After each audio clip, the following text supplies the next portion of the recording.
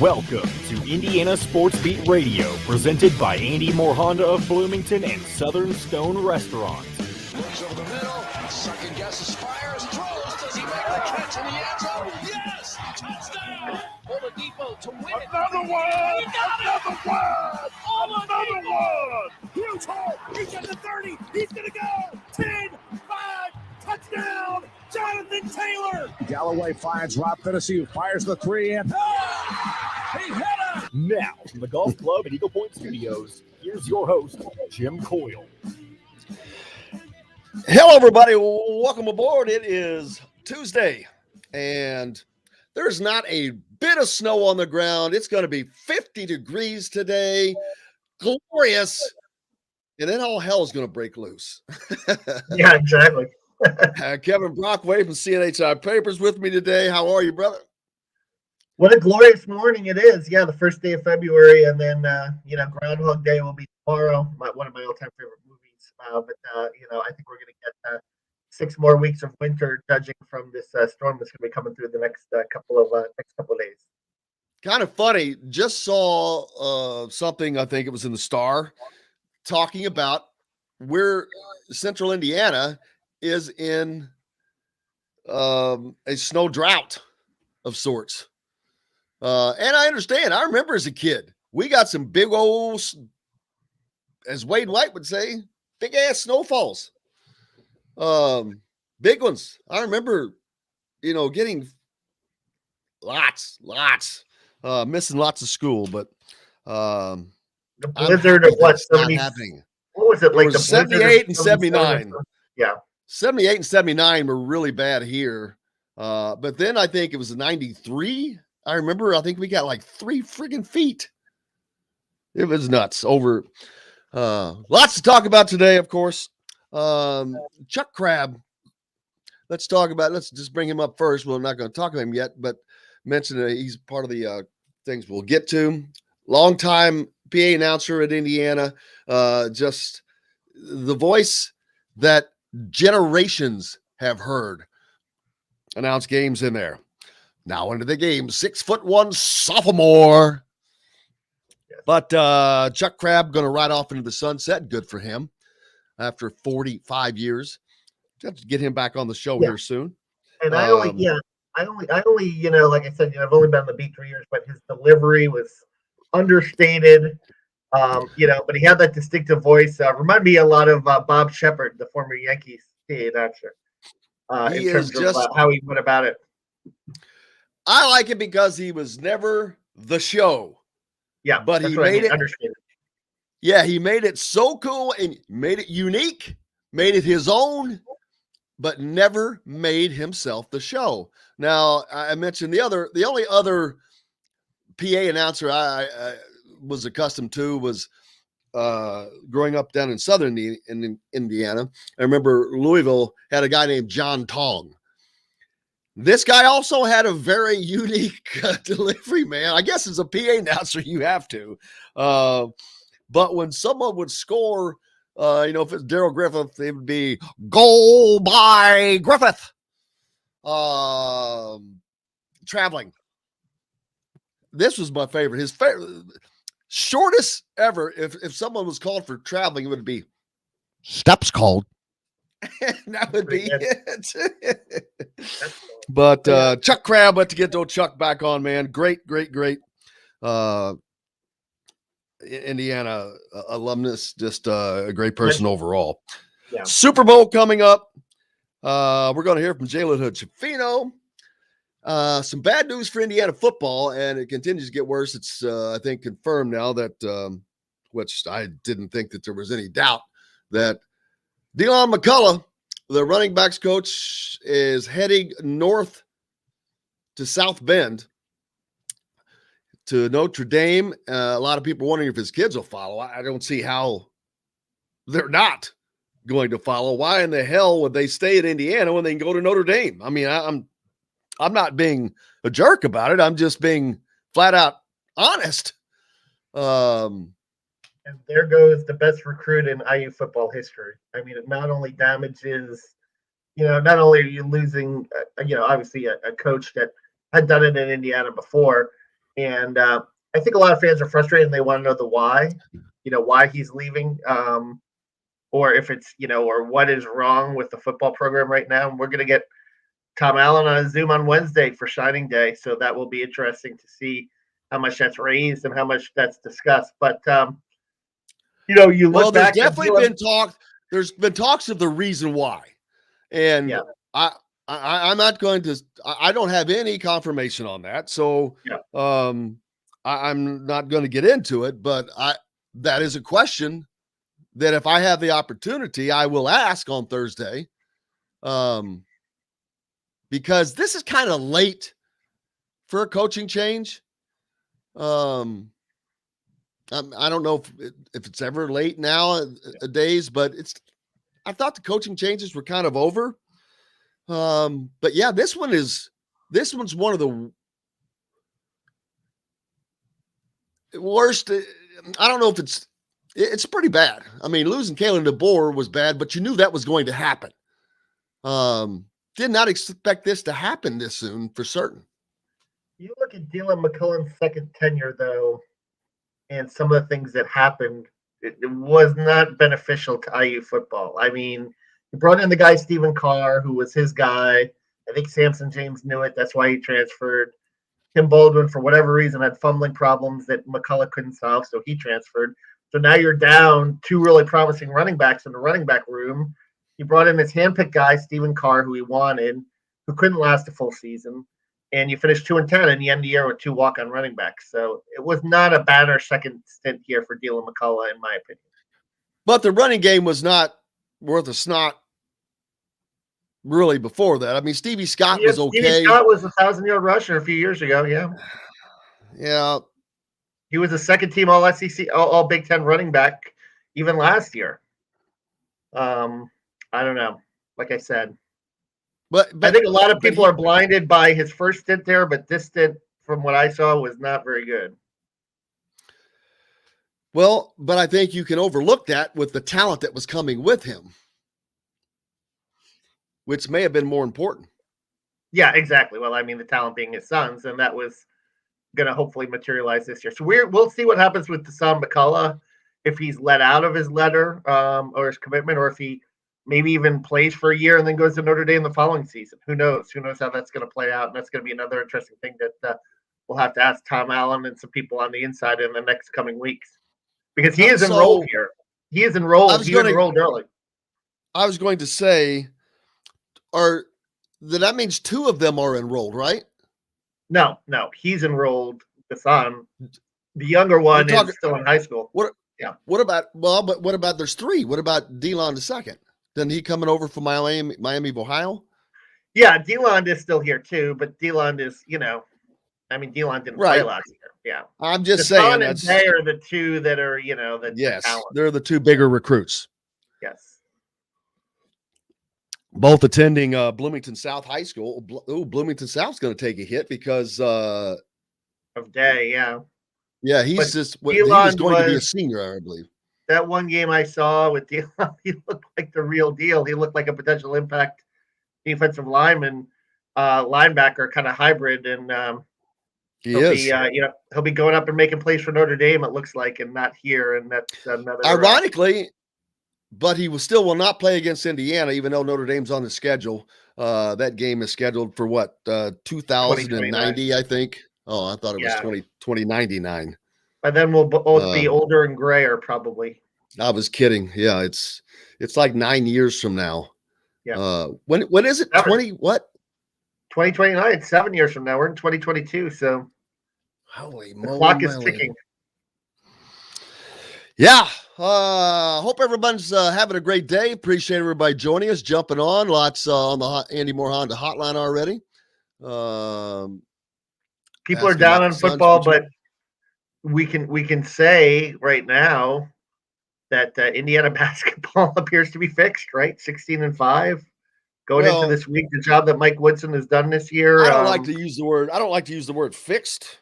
It was never broken. It was being mishandled. And it is back in proper hands. And you look at what Mike Woodson has done. he's done exactly what he said he was going to do from day one.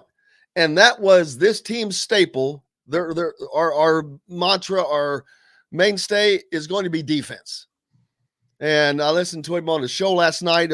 I stopped by at Southern Stone Restaurant at Patterson and Rogers in Bloomington, where you could always catch Inside Indiana Basketball with Don Fisher and Mike Whitson. And he talked about why, because Don asked him, you'd said that earlier. He goes, well, I had to. He goes, we watched tape on the guys that were already here. We watched, film on the guys that we recruited. We didn't know how it would work together offensively. So we had to put it on the defense. And I remember him saying that from day one, that they have to be, defensively sound. Well, they're the number one defense still in the Big Ten right now. And they're one of the tops in the country. And I don't care about rankings, but I think they probably are a top 25 team right now. They still have over the hangover. I think the voters have Archie Miller hangover from Indiana during that time where they just could never put two games together. This is not that team. This team has already beaten a ranked Big Ten team. There are two ranked Big Ten teams. Should it be three? They should have wins over three of the top four teams in the Big Ten. They have two. They can add another one this weekend. Indiana is a top 25 team, no question. I don't care about the rankings, but they are. I think it's just that Archie Miller hangover is still there. But I say that they are because you can't be this good defensively this deep into the season in this league and not be damn good.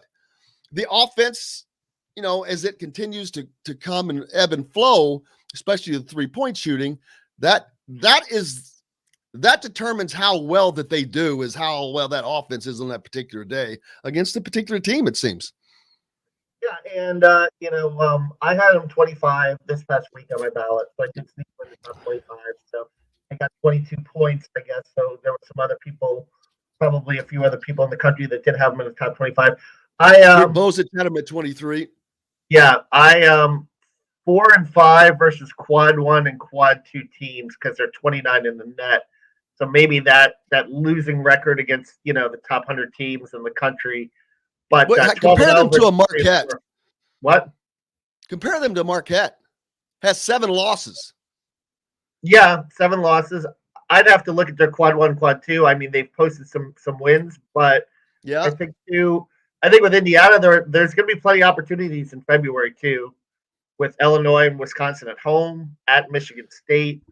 You play in the Big Ten, baby. There's always opportunities. Yeah. So I think if they beat Illinois this weekend in Assembly, they cement themselves as top 25 team.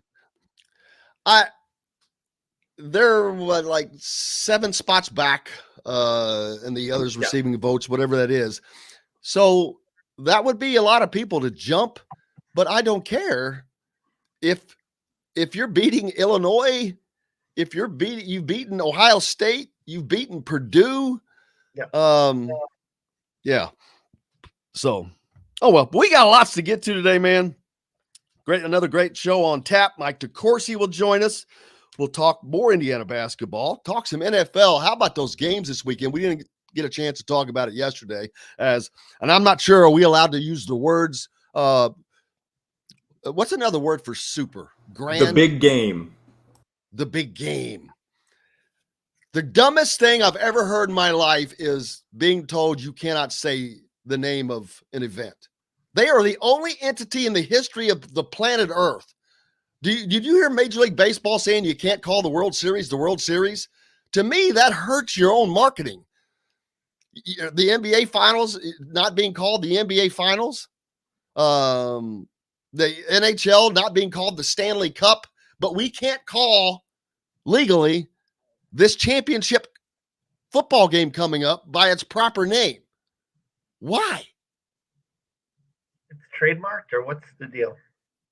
Yeah, but it's nuts to say it when you're talking about it. How can that be?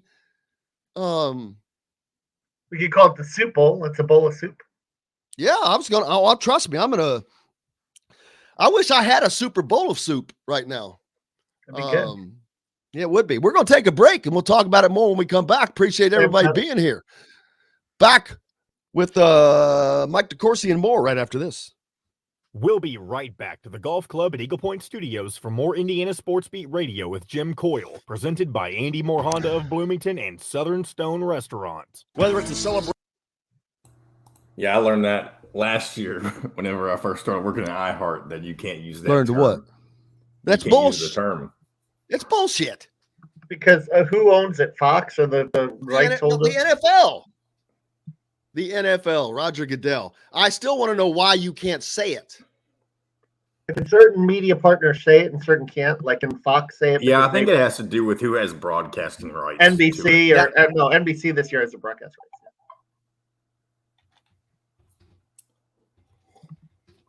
It's weird though.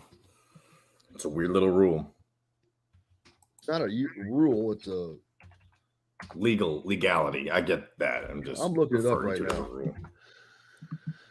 Here's some wild and wacky stuff. I feel like you've said that before. What's that from? It's a Saturday Night Live skit. It's Dana Carvey doing Johnny Carson. No. Wild and wacky stuff there. Yeah. I did not know that. I did not know that. Good morning, Mike. Good morning, John. Good morning, guys. Good morning. Good morning, sir. How are you? Hanging in there. How about that Iowa-Penn State game last night, huh? What's that? How about that Iowa-Penn State game last night, huh? Oh, my goodness. How about that? Not good for the Hawkeyes. I know. How about that USMNT lost to Canada? Uh-oh. Fair point. Who did? The U.S.? Yeah. Oh, my. Canada's pretty good, though. They're at the top of the CONCACAF right now. In soccer? They're over the U.S. and Mexico. And everybody, for that matter. Man, they're hockey. They're beating the U.S. in soccer? The U.S. is I don't know if Canada you know. in soccer? They're getting good at hoops, too, you know. I mean. Well, it would make sense. It's been long enough. The freeze is starting to thaw, I guess. So you think this is all a result of climate change? Global warming, man. Oh, that's great. Southern Canada must be thawing out enough. Southern Canada. I've never even heard that phrase, Southern Canada. That's pretty much all of Canada. I think I've heard that like 90% of the population lives within 100 miles of the border, the southern border. Well, yeah, I would. Except the people that live in Winnipeg. All right, here we go. TheHoosier.com is where you can find complete coverage of Indiana basketball, football, and plenty more. Simply go to TheHoosier.com and sign up. It's free. You can also find full episodes of Indiana Sports Beat Radio on the homepage or on the station every week, Monday through Friday. If we're not on a station where you live, we should be. Ask for Indiana Sports Beat Radio. Today's guest is brought to you by Reynolds Family Dentistry of Sellersburg. You need $1 million smile for those championship photos, and that's exactly what you'll get with Reynolds Family Dentistry. Now back to the Golf Club at Eagle Point Studios for more Indiana Sports Beat Radio with Jim Coyle, presented by Andy Moore Honda of Bloomington and Southern Stone Restaurant. Welcome back. It is a Tuesday, and like I said, it's just a gorgeous day out there. It's going to be 50. It's lovely, and everybody's going to be heading to the grocery store like madmen because apparently the second coming of the Arctic chill is heading towards our way. Mike DeCourcy from the Sporting News, Fox, and BTN joins us. How are you, sir? I'm well, Jim. How are you? Great. Kevin's here with us as well as usual. Yes. In the break, we were talking about, John mentioned that the U.S. men's national team lost to Canada. I did not see that in soccer. And I'm like, I didn't know idea that Canada had a damn soccer team. I figured it was too cold to play soccer up there. But I assume that now, since the global warming, it's thawing southern Canada out, and they got all kinds of little soccer complexes down there on the border running around. But, man, that has got to be the ultimate. The U.S. to lose to Canada, it's like, man, you're really falling behind. Well, not to be disparaging Canada. It's an exceptional Canada team. They're doing a really nice job. And I think that there is a feeling that in places like Mexico and the U.S., that there's a lot of pressure on them to qualify for the World Cup. And that in Canada, which hasn't been there since 1986, it's a little bit more, house money kind of thing. And they also came into the game with an advantage in terms of the standings, and they played the game on basically a balance beam. I mean, it was ridiculous. I mean, the field was so narrow that that there was really nowhere to go, and the U.S. made a mistake early, gave up a goal, and Canada wisely said, well, there's no way they're getting through us if we park 11 players behind the ball, and the U.S. couldn't get through. They got a couple of shots, and they just happened to be right at the keeper, and the keeper did a great job and saved them. And so they ended up losing. Well, they lost 2-0. There was a late goal when the U.S. had everybody forward, and Canada got a break. 2-0. Essentially a 1-0 Mike. game. I'm sorry. 2-0, Mike. I'm sorry. You see, now this is why we're my Mets cap today, because Canada's World Cup drought equals the New York Mets World Series drought. Yeah. Absolutely. Perfect symmetry. 1986. That was your year. Yeah, exactly. Year of Summer glory. 86. Glorious. I hate to admit this, but I learned this from Ted Lasso, but I had no idea that the same level of soccer is played on different size fields. Well, I cannot understand why they do not have a regulation, which I know there are regulation fields, but they have different ones. And I'm like, they should all be the same. Either you play on this one or you don't. Football is 100 yards and 55 and a half wide, and pro basketball is what it is. I can't believe they will allow the same levels play on different size fields. That changes the game.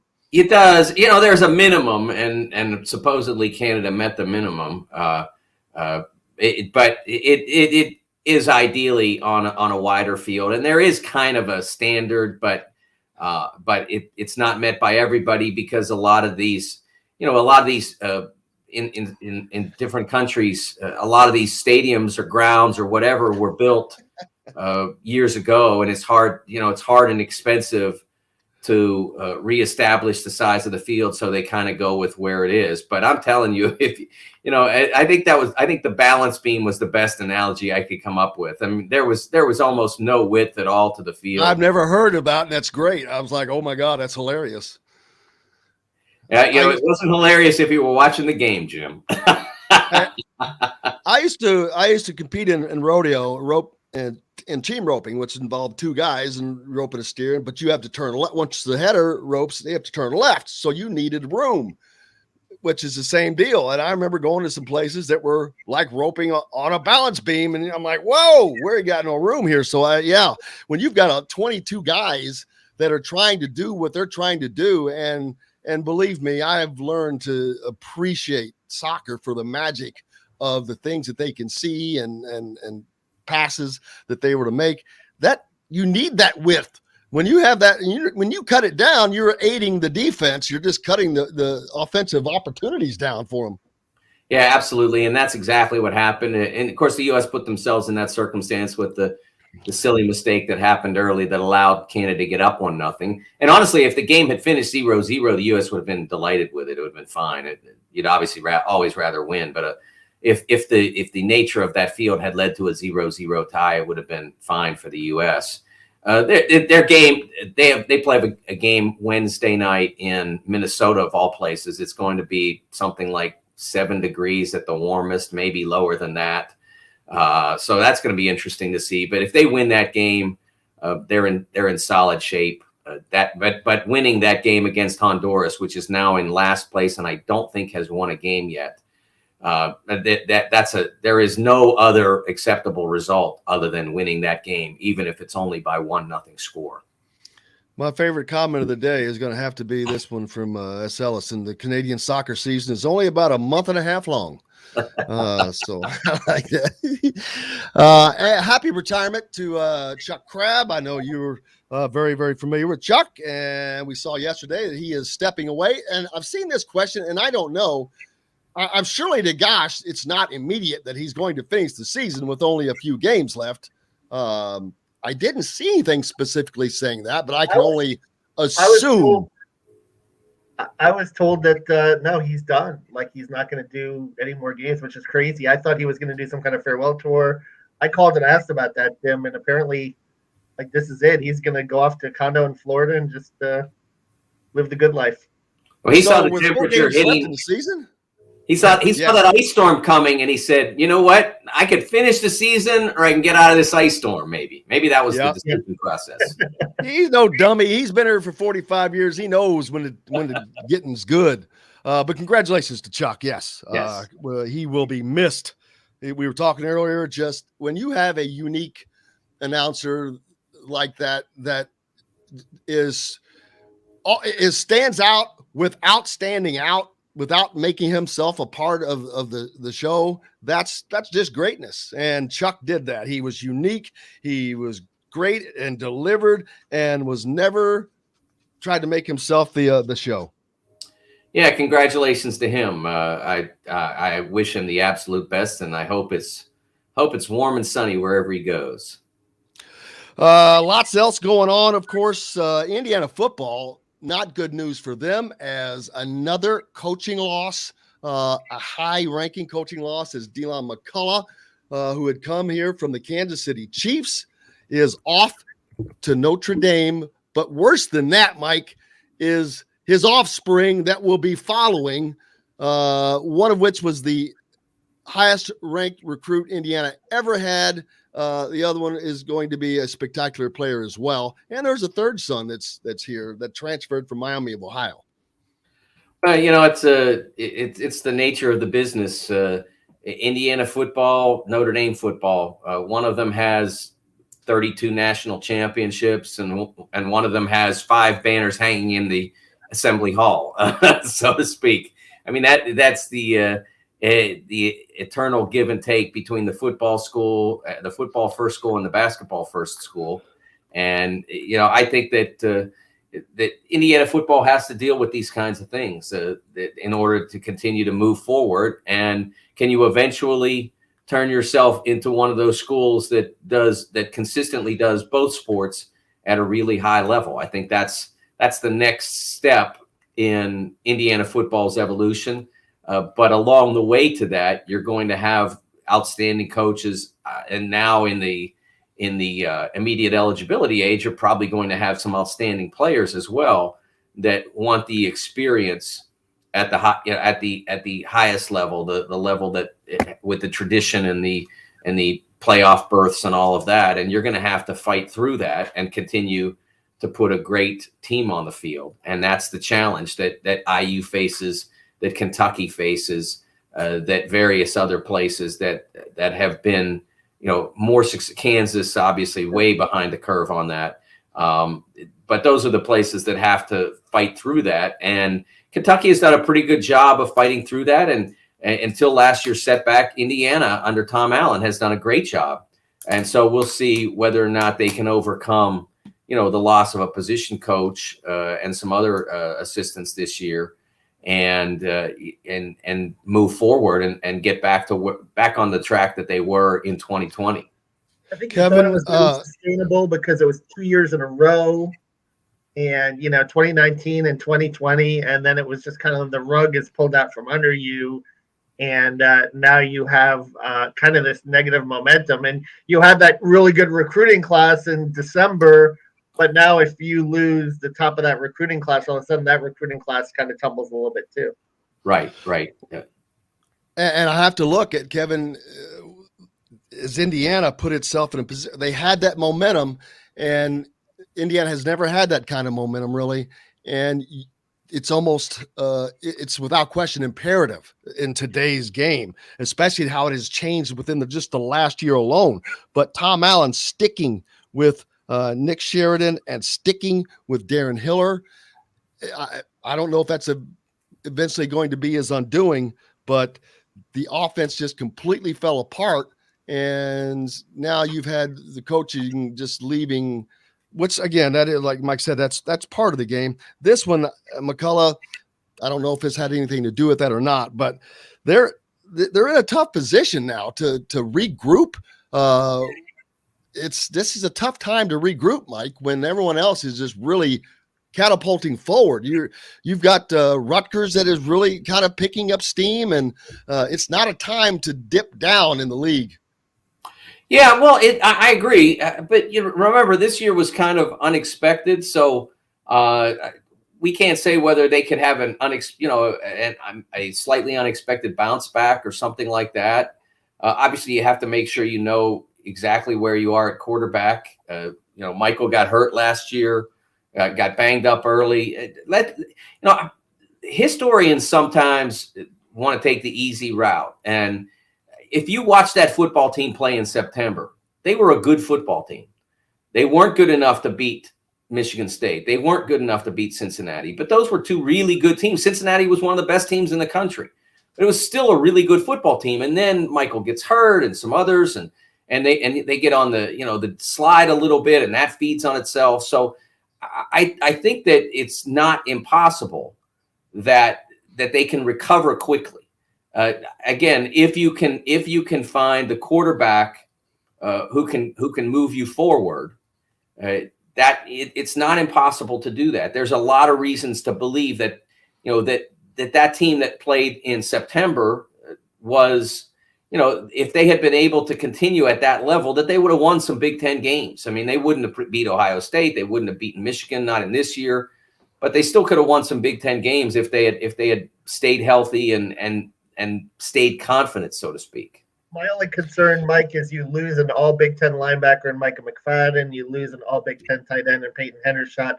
There was a lot of talent, I think, on that team last year that you're losing, particularly in those two spots, that I think it's going to be hard to replace. Right. And then what's going to change about the offensive line, which has not been good?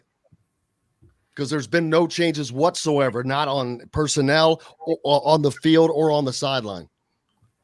Yeah, and that's a problem. But one thing that if the personnel is the same, that means they're more experienced. I'm just trying to look at what the positives could be. You got to get better players. Positive guy. That's a positive. Yeah. I mean, you got to get better players in there overall. Bedford is a guy who could develop. Haggard is a guy who could develop. You do have some guys there that could get better. I think you lose Caleb Jones, who was a little bit of a disappointment last year. You thought he was on the come, and he's a big mammoth guy, but he never quite got to the level that they were hoping. But there are some pieces there. Zach Carpenter, we'll see if he pans out to transfer from Michigan.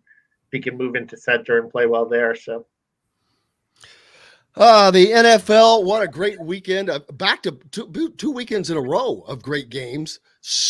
Kind of surprising games. I'll be honest with you, I did not bet, but if I would have bet, there was no way I would have bet for Joe Cool to go into Kansas City and beat Mahomie.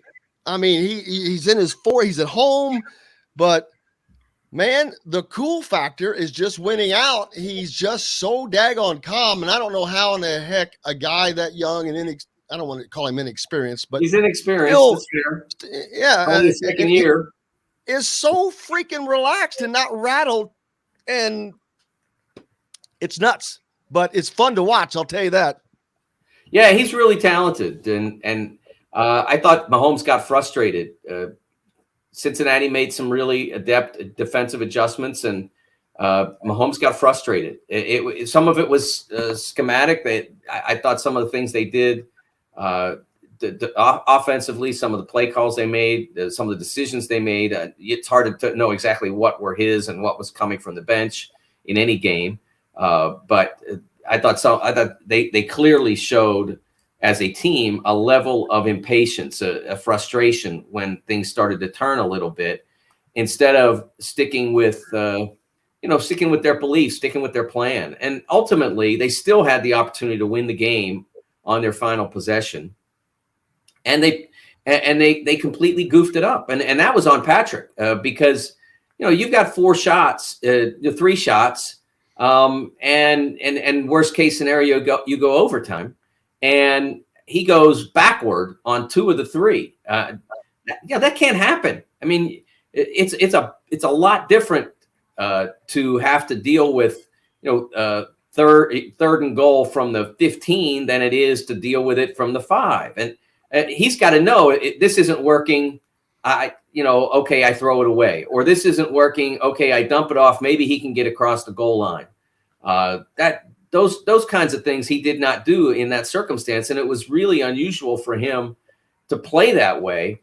But you could see the frustration in him out there because because of his incredible intelligence and gifts, has always come fairly easily to him at the NFL level. I mean, he's been able to do things that maybe no quarterback has ever done. And when some of that wasn't available to him because of the Cincinnati's really good defensive adjustments, you could see that he got frustrated. And maybe next time he wouldn't, but this time was the one that would have gotten him to another Super Bowl. And, I thought Andy Reid's decision at the end of the first half, too, not taking the points, you look back at that, you probably win that game in regulation, too. And I know hindsight's 20/20, but in a game like that, I just feel like you got to, you know what I mean? You got to get the points that you can get early in the game. I agree with that, but to the extent that they ran the play, I mean, again, it has to be one step, one step, and you fire the ball. You're firing either to Kelsey or Hill, whoever your intended target is, or you're firing it into the seats over the end zone. There's a second left, 2 seconds left, and then you kick the field goal. You don't throw the pass in the field of play and hope that he gets into the end zone. That's not an option. So I think you could have had your cake and maybe eaten it too, depending on what happened there. But you instead, they threw the absolute worst pass they could have thrown in that circumstance. I don't fault Reid as much on that, again, as I fault Mahomes. I understand trying to take one shot, but it's got to be one shot. It's got to happen like that, and it's either got to be you're throwing it into the end zone to your intended target, and it's only one intended target, no read, no progressions, or you throw it into the seats and you kick the field goal. Let's take a quick break. We've got more to talk about college basketball. Talk about some Indiana. Louisville needs to make a coaching hire. Mike DeCourcy from the Sporting News, BTN, and Fox is with us, as is Kevin Brockway from CNHI Papers. Back with more, brought to you by our friends at Reynolds Family Dentistry. Go see Dr. J for that championship smile if you're in the Sellersburg area. Back right after this. We'll be right back to the Golf Club at Eagle Point Studios for more Indiana Sports Beat Radio with Jim Coyle, presented by Andy Moore Honda of Bloomington and Southern Stone Restaurant. Sports on television. Man, I'm torn. I grew up an LA Rams fan when I was a kid. Really? I'm talking about Vince Ferragamo. I remember Pat Hayden. I remember Joe Namath. Dieter Brock. Dieter Brock, I forgot about him. With good reason, I forgot about him. I think. Eric Dickerson, But oh yeah. I remember the 1979 Super Bowl against the Steelers. That was also played in L.A. Yep, at the Coliseum. Yep. Unfortunately, that the Steelers won. That was not unfortunately. That was a great result. For me. That was for me. But that was Terry's. That was their fourth, right? That was the fourth one, yes. Yeah. I knew they were going to win. I mean, Jack Ham playing on a broken fibia? I think that's right, crazy? Yeah. Nuts. I do believe that's right. Do you remember Youngblood? What was his name? Jack Youngblood? Jackie Slater. I don't know with that mask. I don't know how the hell he could see through. Who was the former Gator defensive lineman, Youngblood? What was his name? Jack Youngblood. Jack Youngblood was a great player. Yeah, they had Jack Ham and Jack Youngblood. The two Jacks. Two-ad Jacks. They had a great defense. They had a really good defense. And I think they had I hate to say so-so offense because they had Eric Dickerson. They didn't have a great passing game, I don't think. Well, they had Henry Eller, didn't they? They didn't have Eric Dickerson in that game. And back in '79, they didn't have him. Yeah, that was more the Eagles, no, he was. Dickerson hadn't gotten paid by SMU yet. Yep. Man, see if they'd have had him. He didn't get the trans A&M, as they said. You ever seen Cody Excess? That's a great 30 for 30. It's one of my favorites. That's my favorite story. He took the car and didn't go there. Yeah. And Rob Meyer, we used to call it the trans A&M. Because they gave him the trans A&M. That is great stuff. Oh man. Yeah. Holy smoke. The most emotional 30-30 was the one on Marcus Dupree. That was unbelievable. Right. That was some of the early 30 for 30s from SMU. No, and Marcus Dupree was the guy who went to Oklahoma, and then he went to Yes. Southern Miss. And, and then SMU. he played in the USFL. Yeah, Marcus Dupree was from Mississippi. He was like a great high school talent out of Mississippi. And he's driving a truck now or something? Driving a truck on the Gulf Coast and just being happy. He's happy. Yeah, he's got a good life. Making an honest living.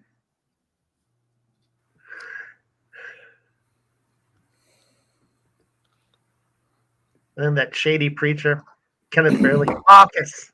All right, here we go. Andy Moore Honda of Bloomington. Bloomington's #1 Honda dealer. Come see us at the all-new Andy Moore Honda, now in Bloomington. This segment is brought to you by Remax Advanced Realty, Indie Home Pros team by Cheryl Sizemore. Now back to the Golf Club at Eagle Point Studios for more Indiana Sports Beat Radio with Jim Coyle, presented by Andy Moore Honda of Bloomington and Southern Stone Restaurant.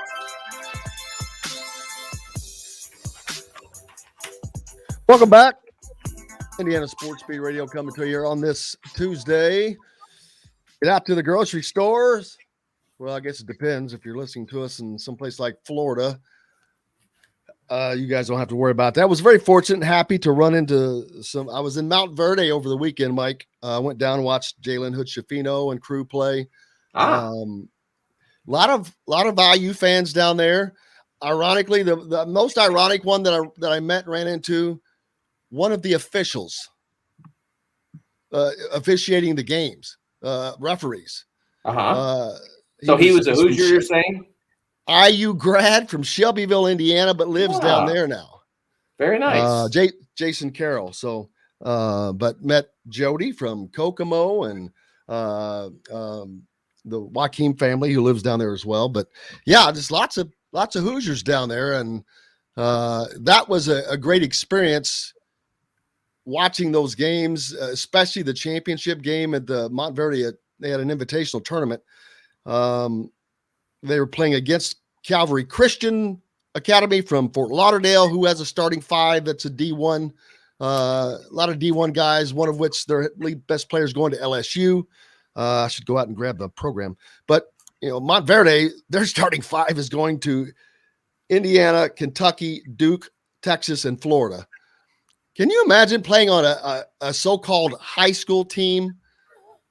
That's your starting five. They're going how many national championships is that? Well, Duke with 5, 10, 15, 18, 19, just between the three schools alone, Indiana, Kentucky, Duke, that's like 19 national championships. That's crazy. It is. But yeah, but watching these teams, it was like watching freshman basketball back. This is what it had to be like back in the early 70s and 60s when freshmen couldn't play, but they had freshman college teams. Right. This is what this was like, because it took me 2 minutes to say, oh hell, this is not a high school game. It was being played above the rim, the speed, the defensive intensity. It was great fun to watch.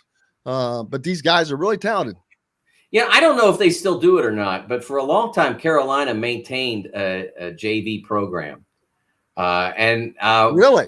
Yeah, they did. And I, like I said, I don't know if they still do or not, but in 2005, I think it was, my nephew was choosing colleges, and I took him on a trip through North Carolina. I took him to see Wake Forest, and we went to a JV North Carolina basketball game at the Dean Dome.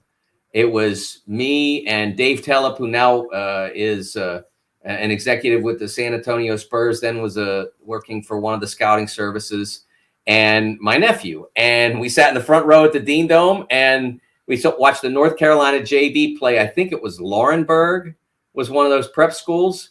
And basically the team that played for Laurinburg wound up, like almost all of them ended up playing on Memphis's 2008 Final Four team. They had, I think Antonio Anderson was in that game, and Robert Dozier was in that game, and So there was a bunch of guys that were in that. So I know exactly what you're talking about. That level of basketball is unique. It really is different than high school basketball.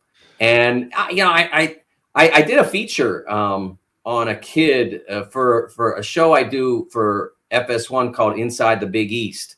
I do an insider segment every week, and there's a kid from Bristol, Connecticut, which is where ESPN is, and he's 7'1", and so he's playing against all these 6'3" guys all the time, and usually now a guy who has that level of ability and that size leaves as regular high school because you don't get to face real competition, so to speak. You don't get to face your size players unless you go to one of the prep schools, and all of them wanted him.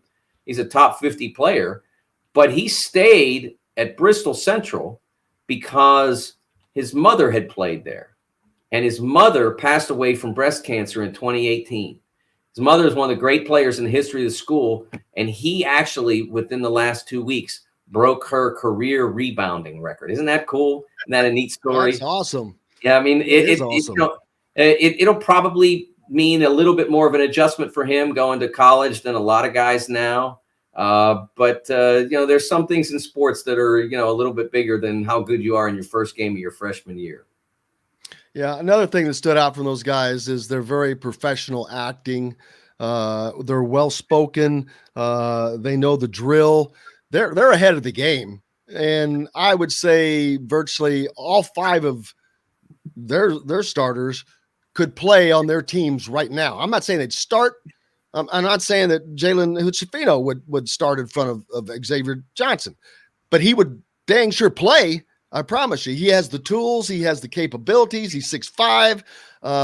He's ready. He's ready. He will play next year for certain. Yeah, there's a level of readiness. I mean, he would be ready if he had begun the year as a Hoosier. Yes. The difference, like you have at Kentucky right now, a young man named Shaden Sharp, who is a top 5 player, was to be a top 5 player in the 2022 recruiting class, and enrolled earlier. He enrolled around Christmas, I think. And so he's now a part of the team. He practices every day, and I think he's showing up for games now. I think I don't know that he's dressing out yet, but he is showing up for games as a part of the program. But there's a question, because the one thing that Kentucky doesn't have, this Kentucky team doesn't have, is someone like him, a 6'5", 6'6" dynamic player on the wing who can guard, physically can guard multiple positions and that sort of thing. They don't have that. They have two point guards and a catch and shoot wing. So they don't have a guy who can, get the ball to the who at that size can get the ball to the lane and make things happen and can guard multiple positions on the other end. And there is a lot of conversation about whether or not eventually he will take the floor. Because remember, he's not going to play 4 years. It's not like you're burning a year of eligibility. As a matter of fact, they're now reporting, Jonathan Gavoni at ESPN is now reporting that he's actually technically eligible for the 2022 draft if he wants to be in it. So you might not be burning anything. This may be it. You don't know for sure. So it's an interesting thing to follow as Kentucky tries to build toward a successful March run. Yeah, looking at the Big Ten standings, Indiana, I think they're in great position. Hoosier fans, there is nothing, and I mean nothing, for them to complain about. I'm sure they would love to have that loss to Wisconsin back, just because you have a 22-point lead. That's just a tough one to swallow. On top of the fact, it would have been a gigantic stamp on their resume with Wisconsin leading the Big Ten right now, and it would have put them a step closer to being in the mix at the top of the Big Ten, which is nuts to say, because right now they're only 2 games back with a game against Illinois, who's tied for the lead. Yeah, they're in the race. I mean, they obviously they can afford fewer losses than the teams at the very top, Illinois and Wisconsin, but they're in the race. and it's going to be a fascinating race because all 4 or 5 teams legit could win this, and I think it's going to be really entertaining. And I'm a big believer that it matters. And I think I'm in the Gene Cady school, so to speak. I mean, it's not all that matters, but it matters. And winning a Big Ten championship, a regular season championship, is an extraordinary accomplishment. And I remember in 2020, the last day of the last weekend of the regular season, we didn't have a march, that Maryland celebrated winning the Big Ten championship, their share of the Big Ten championship. They threw confetti and the whole deal. And I thought that was the appropriate response. I think it's an amazing accomplishment. And so if IU can get, to make up for that Wisconsin game by getting one that maybe you don't expect, I think they'll be right there. At the Michigan game, people look at that. Hey, how can you lose to them? I mean, that was Michigan. That was who Michigan can be. I'm not going to say should be. That's for someone else to say. But they certainly can be that. That was the best college basketball game Hunter Dickinson's ever played. That was the best he's ever been. No matter what the numbers say, he was great at all 3 levels in that game. Post, perimeter, defense. He was fantastic. Caleb Houston was really good. So obviously IU could have raised their notch a little bit and played better than they did, but I don't look at that loss as a bad loss. I think they're in great shape. Really, it doesn't get easy from here because the league doesn't have much easy. But I think Indiana basketball right now is in really good shape. The one thing that they still have to do is show that they can consistently win on the road. And adding Maryland to Nebraska was a nice step because remember, most teams don't go on the road and routinely win against the best teams in their league on the road. It's not what happens. I mean, you beat the teams you're better than, and then maybe you steal one. That's a good team. That's a really good team. Yeah. What a really good team would do in a really good conference. And losing. Yeah. Like, I think you alluded that 2020. Weren't there 4 different teams that could claim as Big Ten champions that year? Wasn't it? What was it? Maryland, Wisconsin, Michigan State were the tri-champions. Yes, were the tri-champions. I mean, could you see a similar scenario this year? Or do you see a team pulling away, or what's your thoughts on? I think it's going to be really close, and whether we end up with multiples, I don't know. But I think it's going to. I think this with Wisconsin, Illinois, Michigan State, Purdue, Ohio State, and Indiana all in it. I think any of those teams could win it. I think there are teams in that mix that are more likely than others, based on talent and record to date and schedule. But I think all of those teams have the ability to win it. So it wouldn't surprise me if there were multiple champions because it's so close and so competitive and there's so little room to breathe. I mean, even Northwestern has gone out and played Northwestern's in 14th place now, 13th place. And they won at Michigan State. Yeah, they won at Michigan State. They had Illinois down to the final couple possessions on Saturday. So as long as they're in games, they could steal one, and they could have something more still to say about this race. And it's why coming up, that the Hoosiers have to be aware. I mean, they've got after Illinois, they've got that road trip on. I'm not sure what day that is, the 8th. They've got the road trip to Northwestern. That's a game they have to be alert in. They have to be ready to go because Northwestern, they're going to be in the game. When one says they don't beat themselves about a team, I won't say that about Northwestern. But if they do, they don't do it until the end. So you have to be alert and try to make it so that they don't have an opportunity to steal it at the end. I was looking at the Big Ten schedule, and like I said, there are 4 teams within a game of the top, and nobody is really standing out. That's last year. We had Michigan that was really kind of peaking. I don't know that anyone's really peaking right now. I mean, Indiana's playing better ball, but not top level of Big Ten peaking. Wisconsin has just been consistent all year, but no one is running away with this. Illinois is not running away with it. Michigan State is not running away with it. Their only home losses to Northwestern. Purdue got themselves back into this. Purdue is this close to being in the middle of the Big Ten right now.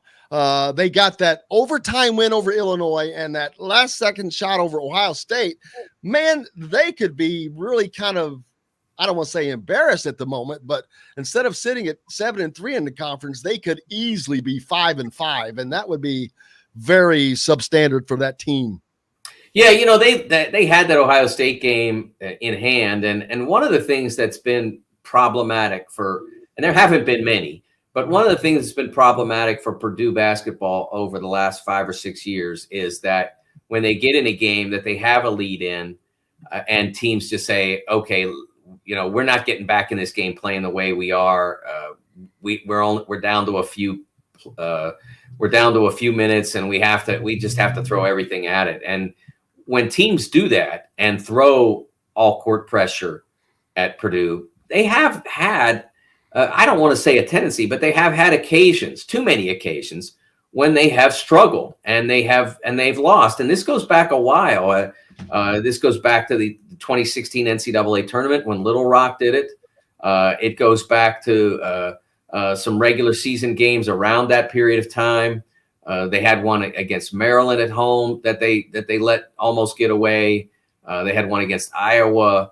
And then this season, they've had occasions like that as well, where they've struggled, and it happened against Ohio State in the final couple minutes. So it's something that they have to be aware of, because with the way they play and the offensive power that they have, they're going to be ahead of some team in the NCAA tournament double digits. There's a very good chance that'll be the case. And you have that lead in the final minutes. That team says, okay, like, if we keep playing the way we're playing, we're going home. And if we just go out there and try to chase the ball around, maybe we can make them turn it over enough, and we can get enough extra possessions that we can close this gap. And Purdue has to be in position to handle that better than they did on Sunday, and better than they have in the recent past. Last quick thing, coaching Louisville. I don't know why they're screwing around. I'm looking at your piece now, but I understand it. I'm the same way. I'm like, why screw around? Just hire Kenny Payne, because there's nothing else that they can do unless there's an issue there somehow, some way. He is the guy that the people want. Louisville kind of basketball needs that injection just to clean the system out. I think the players may want that as well, but I don't know. I'm not there, but I do know that the fans are wanting that. He's been waiting for a shot. I don't know that they're going to have a more appropriate time. I don't know what the hell they're waiting on.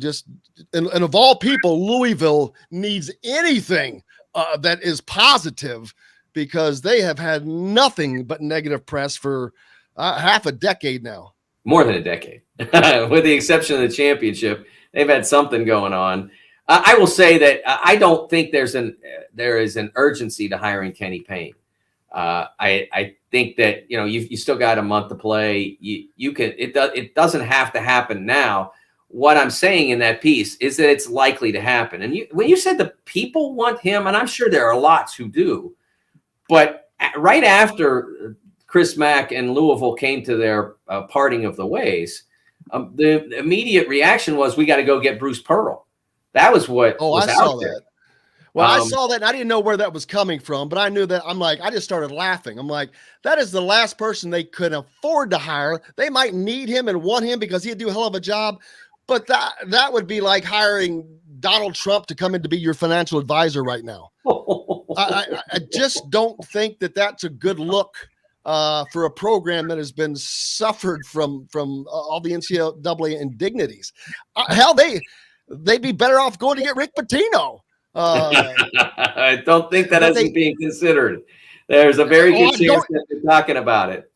Don't think that there aren't a ton of people that don't want him, just like they brought back Bobby Petrino. And Rick Pitino, let's just be honest, he's one of the greatest minds that's ever coached in the college game. Absolutely, 100%. He just got that other side of him. But yeah, what do you think about Nate Oates? Do you think Nate Oates would be a fit there at Louisville or no? Well, I'm not saying it wouldn't be, but if I'm Nate Oates, I'm saying to myself, what do I get out of going there? I guess closer to his normal home, which would have been Michigan, I think was where he was from. I guess you get that, but it's not really home. It's a program with a greater history, but also I think that what is lost sometimes on people is that recruiting is not easy. And when you can get a little bit of easy in your recruiting, you really want it. And that's one of the reasons why, like, the North Carolina job is still the best job in college basketball.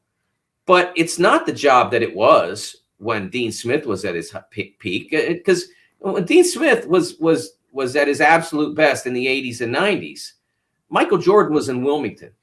James Worthy was in Gastonia. Jerry Stackhouse was in Kingston. That doesn't happen as much in North Carolina anymore. They aren't, the guys like Hall of Fame level talents aren't popping up around the state anymore. They still have some good players in North Carolina, but not like that. It doesn't happen as much. There's a ton of say that for Indiana too. I mean, go back through the years of Indiana, the schools, the guys that Bob Knight recruited year after year from right here that turned out to be just all Americans. Indiana still produces a ton of talent, but I don't know if it's too spread out or it's not at that level either. I think Indiana's talent is still terrific, especially per capita. And the thing that separates Indiana talent from a lot of players around the country is how well it's coached on the average. The average Indiana high school coach is better than the average high school coach in nearly every state in the country. I say that without equivocation because I've been to high school basketball in a lot of places. And this is accepting the Kevin Boyle at Montverde, that's different. I mean, Kevin could be a college coach if he wanted to. He kind of is. Yeah, he pretty much is. Yeah. But for a guy who's coaching the community high school team, they're better here. I've seen it with my own eyes. Guys are that, the programs are terrifically run. And so there's that. And I think that helps make the transition easier. Less difficult, maybe is a better word. New York, DC area, Mike. New York, DC area, Boston area, coaching compared to Indiana. Yeah, there's some terrific coaches there too. Especially in DC area, some of the private schools down there, the Catholic schools, terrific. It depends on the program, but I just think by and large, Indiana, maybe it was the Knight influence. I don't know. But there is a level of basketball sophistication here that is slightly above, or it depends on the place, significantly above what you see elsewhere. And I think that's part of why the basketball players here are better because they make advances in the game more quickly. They're better taught. And so I think that makes the Indiana situation there's still a better level of talent here than one would expect based on population. Well, Mike, I can't thank you enough as always. I'm looking up. I just saw a tweet that says from Adam Schefter that Tom Brady officially announced his retirement 1 minute ago. We'll see if that's true. I've heard that before. They asked. Peyton Manning was on the Tonight Show last night, and they asked him about it, and he's like, well, I thought they'd kind of let him make that announcement since he's the one that kind of knows when that's going to happen. He says, I kind of wanted that to be how it happened with me but Rob Lowe, the guy that played, and he called off one of his some goofy character, thought that he knew it and announced that he had it on good authority that I was retiring, and I had no idea what he was even talking about, but yeah, it was pretty funny. But so there you go, Tom Brady. Yeah, according to Adam Schefter, retiring. So there's some more work for you to go do today. If you haven't seen it yet, look for Peyton Manning's appearance on this most recent Saturday Night Live, the one with Willem Dafoe as host. Oh, yeah. I watched it. Oh, he yeah. appears on the Weekend Update segment talking about Emily in Paris, the show on Netflix. It is. I was going to say what? I was going to ask, what the hell is Emily in Paris? The whole time I'm like, what the hell is Emily in Paris? Well, I happen to be a huge fan of the show, and so the fact that he did that bit was great. So if it's a great show, especially if you love the city of Paris as much as I do. We first watched it during the pandemic when you couldn't go anywhere, and it was like being transported back to the most magical city on earth. So it was really cool that way, and if you've watched the show, it amplifies the humor. But Peyton is a really talented guy, and he's become a really good actor. He's always been funny with good timing, but actually that little skit, he was just all acting in that. He was just all about it. And then last night on the Tonight Show, he acknowledged, he goes, "I've never seen an episode of Emily in Paris." He goes, he's asking, but you're asking. He was like, "No." He goes, "Man," he goes, "I've never seen." He goes, "I have no idea." He goes, It was. Well, he should. It's a great show. It's a great show. He should. He's hilarious, but I'll be honest with you. There's nothing he does that I think is funnier than him and Eli on. Well, it's more him, but the Manning cast. That is just. I don't care about listening to announcers anymore. If I can listen to them do it all the time, it's just hilarious. Well, there you go. I still am waiting for someone to write a sitcom for him the way they did Bob Uecker back in the day. I think he could be fabulous in it, but it hasn't happened yet. A lot better than Mr. Belvedere, let's hope. Thanks, guys. Hey, go to the Sporting News and make sure you give him a follow at TSN Mike. Mike DeCourcy. Appreciate you, brother, as always. Thank you so much. Have a great week. You too. Thanks, Kev. Thanks, Jim. Thank you. Mike DeCourcy from the Sporting News joining us with Kevin Brockway and myself, CNHI. We'll be back with more right after this, brought to you by our good friends at Remax Realty. If you're in the Indianapolis, looking for a home in the Indianapolis area, you need Cheryl Sizemore's 2 decades of experience. Could be the difference in you getting the home you want. Cheryl at IndyHomePros.com. Back with more after this. We'll be right back to the Golf Club at Eagle Point Studios for more Indiana Sports Beat Radio with Jim Coyle, presented by Andy Moore Honda of Bloomington and Southern Stone Restaurants. Start the new year out.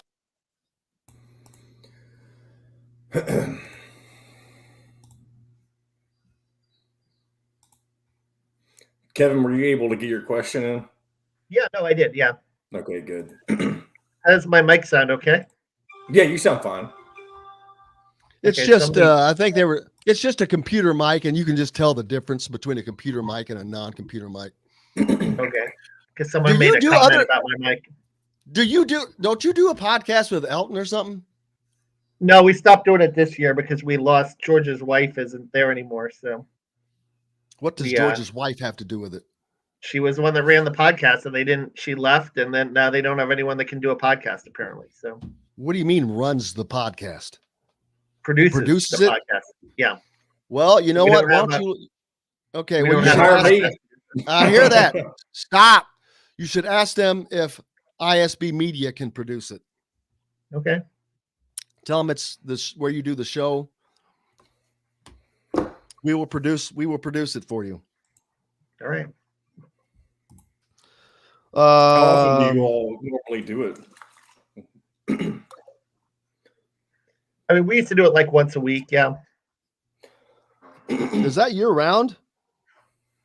Our podcast. Yeah.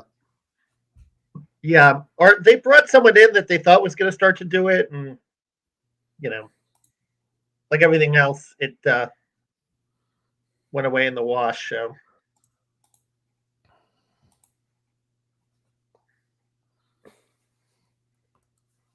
I'd like to do one.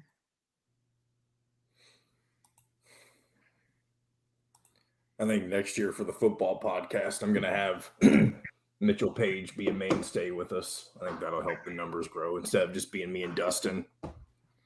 Get a former player as our. Well, that's a smart idea. Where'd you get that idea from? Obviously, you. Well, I was going to do it last year, but you decided to do the Monday evening quarterback that you never did with him. Well, it's because they sucked ass. It wasn't worth the time of all the stuff I had to do. Man, look at that. That's the backside. See the nail? And there's a cut on that side. You're not even seeing the underside. I'm not even going to show you the underside of it. It would gross you out. Unless you want to see it, really want to see it. He sent me a photo of it yesterday. See, this is a great time. It gets air to it. I don't have it wrapped. Excuse me. Wow. All right. We'll have about 5 or 6 minutes before Chronic shows up, and then we'll take another break. Here we go. 980961. Cheryl Sizemore from Remax Advanced Realty. Let Cheryl Sizemore get you in the home you want today. Cheryl at IndyHomePros.com. This segment is brought to you by Aurora Specialty Sleep Clinic. Now back to the Golf Club at Eagle Point Studios for more Indiana Sports Beat Radio with Jim Coyle, presented by Andy Moore Honda of Bloomington and Southern Stone Restaurant.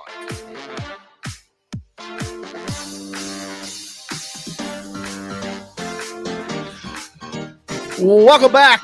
It is a beautiful Tuesday. Kevin Brockway from CNHI Papers joining me here. Jim Coyle at Indiana Sports Beat Radio. Hope you guys are off to a good week. And you've been to the grocery store if you live in the central Indiana area. And the rest of you guys out and around, if you're in the east, I guess it's rough. But I went I know yesterday. we have a lot of people. It was packed yesterday. I went to Kroger yesterday, and it was. Well, I've been gone, but I was gone to that tournament over the weekend, but I don't really need a lot. I'm set. I mean, it's only going to be, hopefully it's only going to be a day or two where you just don't want to go outside. It depends on what happens to us. We're in this band that last night what I saw was 5 to 10 inches, but of sleet or snow. They don't really know when it's going to be, and that's huge difference. You ever been in a serious ice storm? I have been. Man, that ruins some stuff. It takes the power down. It does. Yeah, that's not going to be fun. Not good. But snow's no fun either, but at least it melts, and once it snows, and if you can clear the roads once, if it stops snowing, you're good. Did you see the Tom Brady Instagram post? Yeah, I was announcing his retirement. Do you want to read it, or do you want me to read it? Yeah, I can. Let me pull that back up. Boom, boom. I've done a lot of reflecting the past week and have asked myself difficult questions. I am so proud of what we have achieved. My teammates, coaches, fellow competitors, and fans deserve 100% of me. But right now, it's best I leave the field of play to the next generation of dedicated and committed athletes. To my Bucks teammates the past 2 years, I love you guys, and I have loved going to battle with you. You have dug so deep to challenge yourself, and it inspired me to wake up every day and give you my best. I am always here for you guys and want to see you continue to push yourselves to be the best. I couldn't be happier with what we've accomplished together. That's it. Didn't mention New England. Nope, not at all. I guess New England will have to wait till he goes into the Hall of Fame in 5 years. Yep. This is difficult for me to write, but here it goes. I'm not going to make that competitive commitment anymore. I've loved my NFL career. Now it's time to focus my time and energy on other things that require my attention. Like what? Oh, well, his family. Yeah. So there's that. I don't really care. But it's the end of an era. Sport in the NFL, you have in the last couple of years lost Drew Brees, Peyton Manning, Ben Roethlisberger now, Tom Brady now. Any other big names, Kevin, just in the last couple of years? At the quarterback position, I'm trying to think off the top of my head. Well, now we're going to see about Aaron Rodgers too. I guess that's the next domino to fall. He's not. That's who's the guy who went to coach down in high school? He was a quarterback. He's now coaching high school. Well, yeah, he's not. I don't play. He's not in that category. He's not in that category. He's he's a really good quarterback. He's not a Hall of Fame quarterback, in my opinion. I mean, he just if Is Eli playing is Eli a Hall of Famer? By the numbers, probably not, but there are two two Super numbers Bowls. that just stand out, and it means so much more. Those rings, baby. That's what I mean. You win 2 Super Bowl. Is there a 2 Super Bowl winning quarterback that is not in the Hall of Fame? Yeah. I doubt it. If you look at Joe Namath's numbers, they were not great, but he they won were the Super terrible. Bowl with the Jets. Yeah. And they were the underdog. They shouldn't have won that Yeah. Super Bowl. Weren't they like a 13-point underdog or something? And he guaranteed the win. And then also his off-field persona too, I think played into it the fact that he was Broadway Joe and he was the first, marketable quarterback. And It's one of my favorite highlights of all time is him running off the field, that slow motion where he's just in that old tattered, stained white with green jersey, and he's just doing he might have been the first truly unique out there character. There were others in the ABA, but this was back in like 69. He's wearing the long fur coat, got the Fu Manchu going, doing the lady stockings commercial. Was it legs? Yep. The legs commercial. So and then he was you go from that to kissing Susie Colbert and ESPN, and now he's talking Medicare and what quite the fall for Broadway Joe. Yeah. What did he say for her? Ah, you're so cute. What did he say to Susie Colbert? You're I so don't pretty. care. I just want to kiss you. Yes. I just want to kiss you. Yeah, that was bad. He was they were doing an interview in the middle of a game. Yeah. Joe was into the sauce a little bit, but hey, you're Joe Namath. Here's the thing: if you were the Jets PR staff, what are you doing sending him out in an interview drunk like that? You can't. Well, they didn't send him out like that. Blunder of the highest PR blunders, What do you got to hand hold him? It's Joe Namath. Hey, we got to take a break. Chronic Hoosiers up next. Brought to you by our friends at Aurora Specialty Sleep Clinic right now. If you're having problems sleeping, go see Steve Green, former IU player, Brian Evans, co-owner. They'll get you taken care of. We're back with more Indiana Sports Beat. Chronic Hoosier joins us next, right after this. We'll be right back to the Golf Club at Eagle Point Studios for more Indiana Sports Beat Radio with Jim Coyle, presented by Andy Moore Honda of Bloomington and Southern Stone Restaurant. Whether it's a celebration. Good morning, Chronic. What's going on, gentlemen? How are you doing, brother? Outstanding. Just had a deal run a little late, so sorry I was a little delayed joining you. Oh, you're right on time. You're not late. Awesome.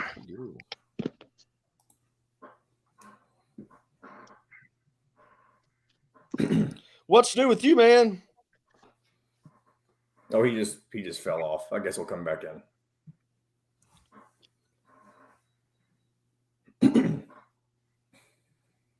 Make sure you talk Delon McCullough here. I'm sure you know, but just reminding you because I need a clip for that, and I figured he'd be a good person to clip that with. Well, we also did that with Mike, didn't we? No, I'm using Big Ten standings with Mike. He's back. Hey, brother. So let me dump off my Wi-Fi here.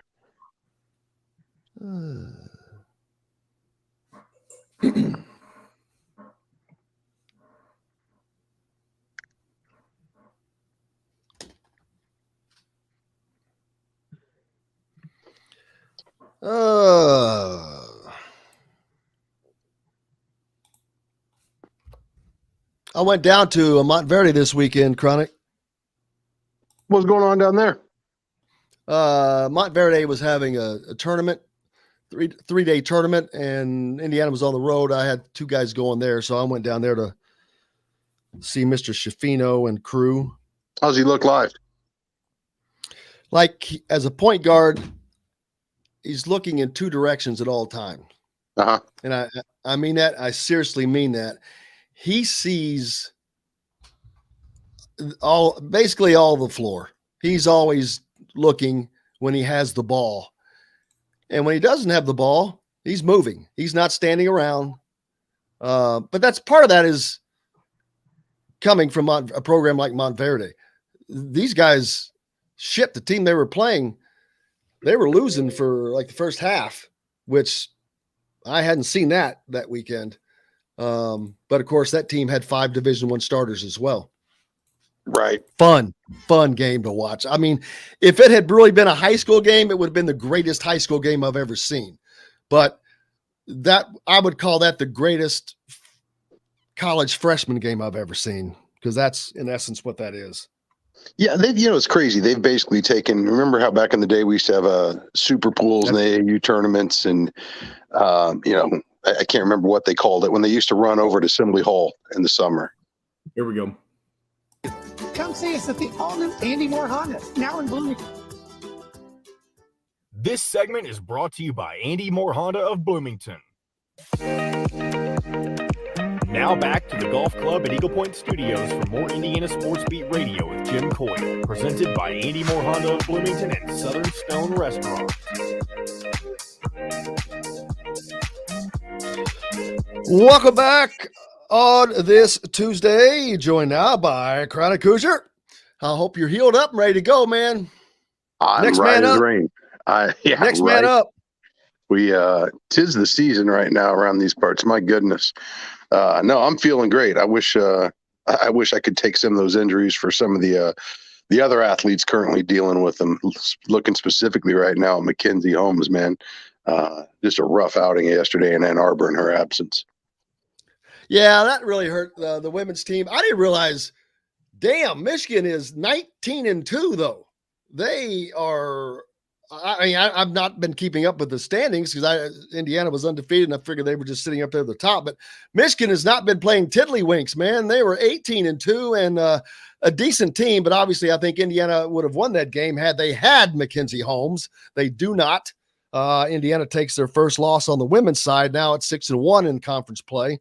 Hopefully, I'm not sure they're going to get her back until the tournament starts, but we'll see how that goes. But yeah, that was a rough loss. Yeah, if you ever wanted to look at what IU basketball this year would look like without Trace, look no further than IU women's basketball. Speaking of the men, that has been looking pretty, very pretty as they continue on their torrid defensive play. Number 1 in the Big Ten, Chronic, one of the best in the country. It has helped allay some inconsistent offensive play at times, shooting wise mainly. It's not really inconsistent inside with Race Thompson is a double machine. And if Trace Jackson Davis was not his teammate, Kevin, I think you'd have to be looking at first team Big Ten possibilities for Race Thompson.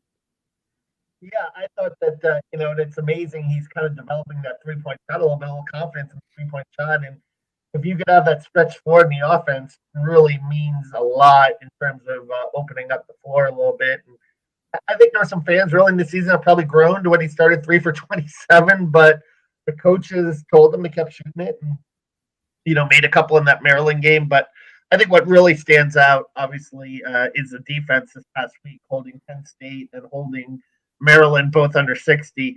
And you look at what Penn State did last night, now granted at home, but they go into double overtime and they put 80 on Iowa. Maybe that defensive performance by Indiana, it just kind of shows what they're capable of in terms of shutting a team down that has been scoring on some other teams. Yeah, and as they go forward, I mean, it opens up for Trace Jackson Davis. It does a lot of things. It would potentially allow you to combine different types of rotations, Chronic. Mike's got that handled, but it opens up things is all that it does. And that's nothing but positive. Not that you want Race Thompson out there not shooting 3-pointers all daggone day. Let's don't get crazy, but his shot has never looked bad all season. It just wasn't going in.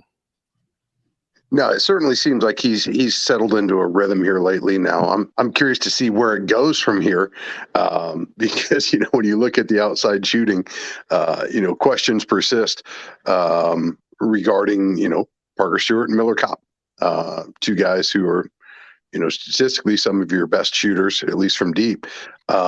getting them more opportunities to demonstrate that. But you know what? If Race is going to be able to selectively take those and knock them down, that certainly adds a whole nother dimension and effectively achieves a lot of what you want from those other shooters on the floor. And that's simply making the defenses respect the 3-point line, opening up space, which I think everybody benefits from. It's not just giving Trace or Race more room to work inside. It's the driving lanes. And, when you look at the emergence of Xavier Johnson as a third prong in the attack, a reliable third prong in the attack, now averaging, I believe he's up to double figures a game now in points scored. Just how much more dynamic that makes the offense, but how much of that has been able to come from him attacking the basket off the dribble and driving and being able to break defenses down. The offense is a whole lot more efficient when you can get defenses in bad spots.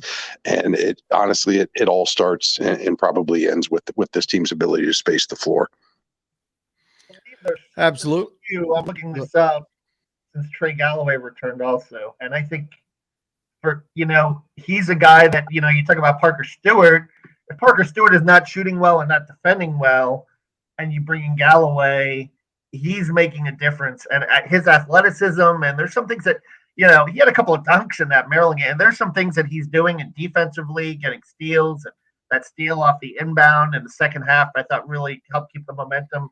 I mean, this kid is really starting to come on and even, hitting some perimeter shots. And I think Mike likes him in that bench role, because particularly if Parker and Miller aren't, he could just shoot him in there and play him 20, 30 minutes a game, and he knows he's going to get production from him. Yeah, and it's one thing that's plagued the second unit is, a lot of times when he's done that platoon rotation, the number of scorers on the floor and how that allows defenses to cheat. Having a guy that is on film that teams are scouting now and having to respect, it changes the way teams are going to defend when the second unit's on the floor.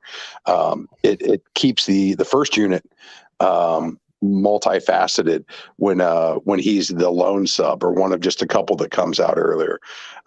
And you've seen the result when IU doesn't have multiple scoring options on the floor. It gets really clunky.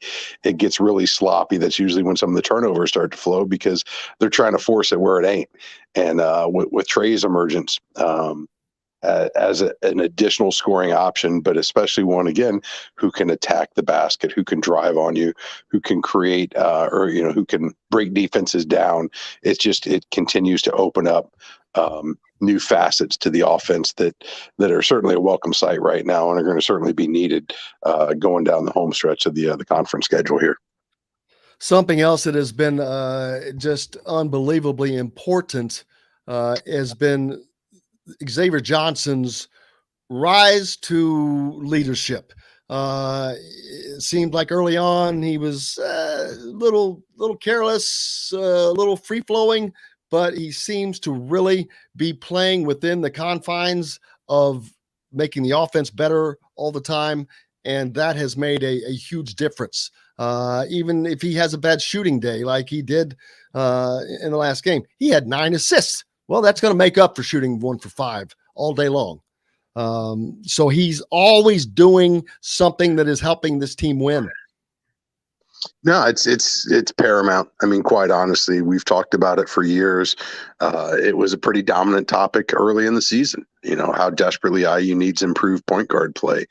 And I don't think you can overstate how important Xavier's settling, I think, is maybe the best way to describe it, because I don't know that he's playing any more or less aggressive than what he was to start the season. I mean, I think he has proven that he's going to push it. He's going to play really, really aggressively on offense and defense, and it's absolutely the edge you want to see from your point guard. But being able to maintain that razor's edge, that focus, that sharpness to his play has just been a night and day difference, and it's meant the world to Indiana and their effectiveness when he's able to score, when he's able to distribute, when he's able to defend.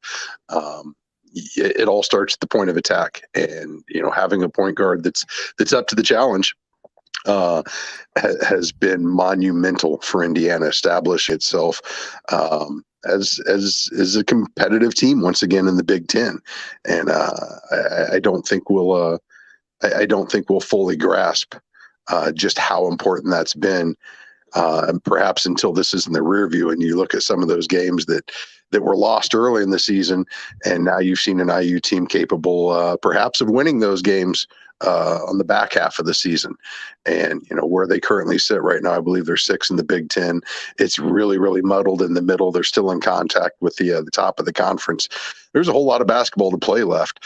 And, having sharper point guard play is going to give them a far greater opportunity to win more than they lose, hopefully going down the stretch. Yeah, as we've watched the defense continue to play at the same high level, number one of the Big Ten, one of the top in the country, the offense has gotten better, more fluid. As I'm looking down the statistics, there are, let's see, 1, 2, 3, 4, like 5 guys that are shooting 50% or better, Kevin. Now, all of them are not starters, but Michael Durr has probably had the least shots with 24, but he's still 12 of 24 hitting 50%. Jordan Geronimo, he doesn't have as many. He's 31 of 60, but he's still hitting 50%. Then you go up to people like Trey Galloway again, 21 of 41, 50%. These are guys that are coming off the bench. So if you got guys that are coming off the bench hitting 50%, that's a great sign, especially when you have Race and Trace that are hitting close to 60%. The guards, that's shooting wise. If Indiana's guards were shooting a little better, that would be a big difference in where this team is right now. But it shows you where they can be.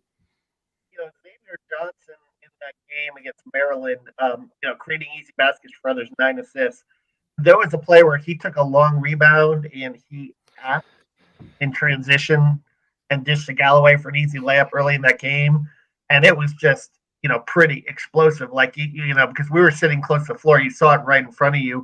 His athleticism was really on display in that game. And that's what he brings that I hadn't seen for an IU guard since I joined the beat. And apparently people said that Yogi Ferrell, I guess, used to be like that. That was kind of the comparison 5 or 6 years ago. But that explosive kind of ability from the guards is something that's been lacking at IU probably for a number of years. Since Yogi, and it's something that I think going forward, if he plays disciplined and he plays under control, doesn't fall in love with his perimeter shot, which is probably the weakness in this game. If you're going to continue to attack like that in transition and make those kind of plays and score off the bounce, that's going to bode well for Indiana going forward. I think that's the key right there too. As part of that edge, is it's not just whether or not he's making them, it's recognizing when to cool off on the trigger and maybe look for some other options. I have zero problem with him getting a couple up and just kind of gauging where his temperature is, how his sights are set in on a given game, because he's proven that he can hit the shot. It's just not been as consistent as perhaps you'd like to see, but recognizing when it's maybe time to find the pass as opposed to keep chucking them up. A little tweak, but it's made all the difference, I think. Howie says, with Trace's quickness, a face-up, step-back 6 to 8 footer would be a great additional weapon. Yeah, it would be. It would be great for him. He desperately needs that. But that's I said this at the beginning of the season. That is not something he is going to develop during the season. It's just not. He should have been working on that before, but it's something he's going to have to work on post. They just have to keep doing what they're doing right now because what they're doing is working. And it's working for him. I mean, what's he averaging? How many points? 18 points a game. So, and how many rebounds a game? 8 and 9. 8.5. He's almost averaging a double-double at 18 points a game. You got Race Thompson, who is close to the same at 11 and 7.5. It's rare do you have a team that even as close, it has 2 guys that are double-doubles that are on the floor at the same time. That is the unique aspect about this. I covered a team that had 3 guys across the front line that could get a double-double on every given night, and they won 2 national championships, and that was Noah, Brewer, and Horford. Yeah. So, and there's value in that though. But there's value if you talk about the rebounding. You hold teams to 1 shot and you get second chance points, you're going to win a lot of games. Well, and I think that third option on the floor is paramount too. I mean, if you've got two guys that are stars, you see often where you can game plan, where you try to neutralize one, hope the other one doesn't sink you, and roll the dice with it. When you've got three guys out on the floor that are capable of getting buckets, it makes it a whole lot harder for defenses to focus on one guy individually, which is going to be Trace going into it. I mean, that's the foundation of this team's offense is Trace's post play. And we've seen him kind of struggle at times against certain opponents, looking particularly at Michigan there. How important would it have been to see a solid game from Race and Xavier to kind of offset some of that.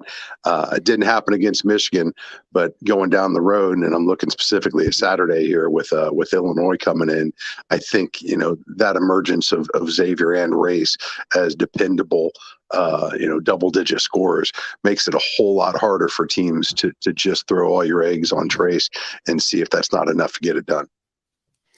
Yeah, I'm looking forward to this game. I think Indiana has done a great job protecting home, and we'll find out this Saturday if they can continue that. And I think that they will with this week off. It's going to be great for them.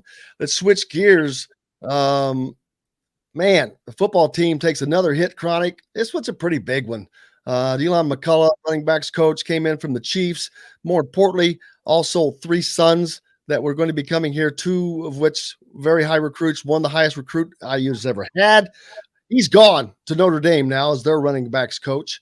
That's going to leave a mark. It's going to leave Tom Allen with a pressure of replacing that coach with a good hire. There are questions on why he's leaving and why he's leaving now. And so there's just all kinds of things bouncing around the program at the moment. Football. Yeah, it's certainly not a great look for the program. I mean, coming off the season they had, you have since lost your defensive coordinator, your offensive coordinator, your defensive line coach, your running backs coach now, who also happens to be your associate head coach. That's a pretty big transition for a team to make. In the coaching staff. It's a really, really high turnover rate in your team's leadership. And it's one of those canaries in the coal mine, perhaps. That things aren't great right now there. And, we talked about this earlier when we were just shopping for OCs and DCs. And it was just limited to that. Now, as the departures keep coming, the timing of this one is unfortunate. They're about 3 weeks now into the off-season conditioning program. I don't think it's surprising per se to lose a coach like McCullough to a program like Notre Dame. You're looking at a program where the coach has had to take a pay cut in order to offset the OC that you just let go of. So, it's no surprise that Indiana doesn't have the budget to compete at the assistant level like I think a lot of fans would like. It's unfortunate. The timing more than anything, though, is a little surprising. And it could be one of those that for him and where he is with his family and his life, his career, Notre Dame calls.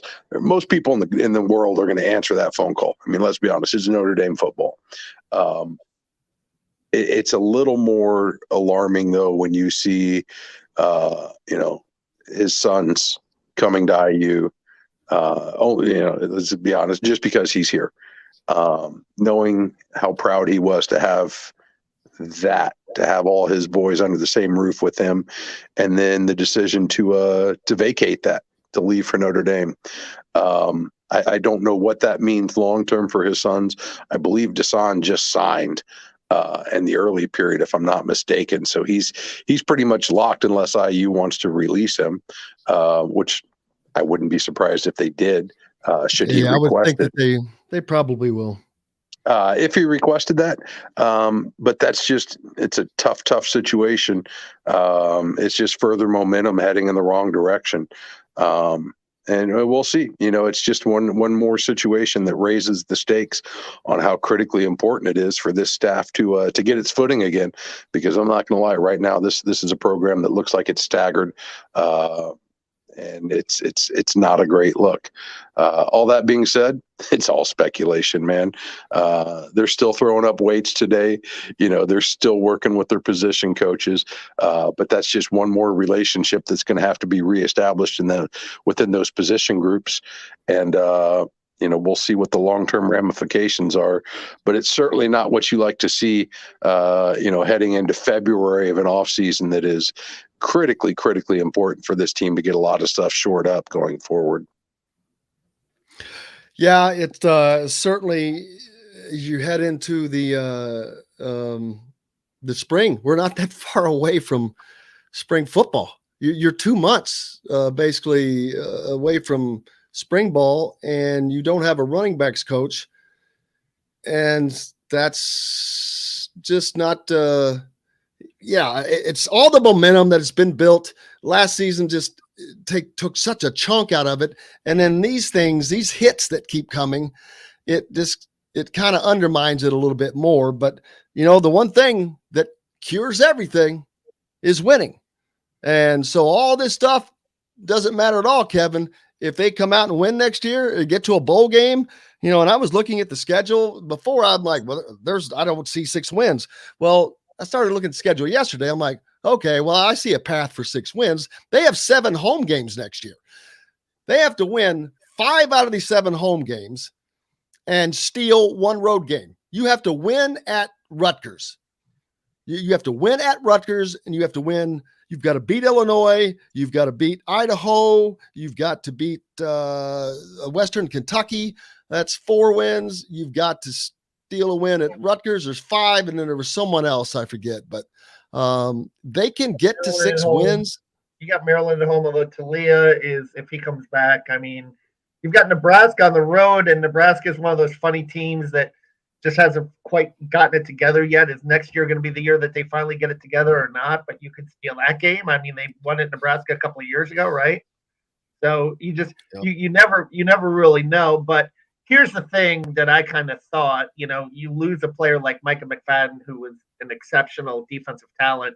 You're thinking you're going to bring in a guy like Deshaun McCullum. You never know about freshmen, but you're thinking or maybe hoping he could be like a George Karlaftis type where he comes in and makes an impact right away as a true freshman. Now you're losing that. So who is the playmaker on defense? Now, like what do you have to hold on to? You have Tywan Mullen, you have Monster Matthews. You've got a little bit in the secondary, but who do you have in the front 7 that scares you? You've been losing guys. You lost Jerome Johnson. Now you've lost Micah McFadden. You lost your defensive line coach. Where are the players that are emerging? Is Cam Jones going to come back? I guess there was a picture of him with some IU teammates, and maybe he'll be back. But who in the front 7? Like, where's the playmaker? Who's the guy that's going to really scare you on that defense? I don't know. Like, who's going to emerge? Who's going to be that? You're probably losing Ryder Anderson too, right? He's gone, or he's a 1-year guy. Gone. So. Well, we shall see, man. We shall see. But we'll see Indiana basketball before that this Saturday as they take on the Illini. Chronic, you going to be able to make it out to the game? I am not going to be able to make it to the game. I am going to, I should be finished up just in time to make it over for the back half of the assembly call meetup over at Switchyard, I believe. So I'm on the couch on the TV for game, but hopefully I can get over to the pub there and join up with everybody afterwards. But I'll tell you what, if ever there was a game for Assembly Hall matching to really be turned up and on full display, this should absolutely be a battle here with Illinois coming into the hall. You're going to see 2 great big men, strong backcourt. Illinois is a team that's really gone through a lot this year and has remained remarkably unscathed, still sitting at the top of the Big Ten right now. It's one of those monster opportunities, though, for Indiana to put another quad 1 win on their resume. And again, you got to keep contact with the leaders in the Big Ten, and this is exactly the stretch of games where that's really going to be tested the hardest. So you got to hold home court, and if you can knock off the one of the conference leaders in the process, just a tremendous opportunity on the horizon for Indiana basketball here. Absolutely. Chronic, appreciate you joining us, man. Look forward to doing it again next week. Thanks as always, fellas. We'll see you then. You bet. Chronic Hoosier brought to you by our good friends at Andy Moore Honda of Bloomington, where you can always get great deals. They've got them right now. Get over to Andy Moore Honda of Bloomington. We're back with more Indiana Sports Beat Radio with Jim Coyle and Kevin Brockway right after this. We'll be right back to the Golf Club at Eagle Point Studios for more Indiana Sports Beat Radio with Jim Coyle, presented by Andy Moore Honda of Bloomington and Southern Stone Restaurant. Whether it's a celebration. All right, you'll have about 9 or 10 minutes left when we come back. Excuse me.